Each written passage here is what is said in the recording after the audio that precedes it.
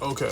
Allergies have caught up with me and I don't feel like cooking. So I got some scraps and I'm about to turn this into a soup. This is probably going to be the quickest and easiest soup that I've ever made. It's going to be a quick potato soup. I'm just hungry and I want to get a soup in. I'm about to just throw this soup together and I'm going to show you how easy it is to make a soup.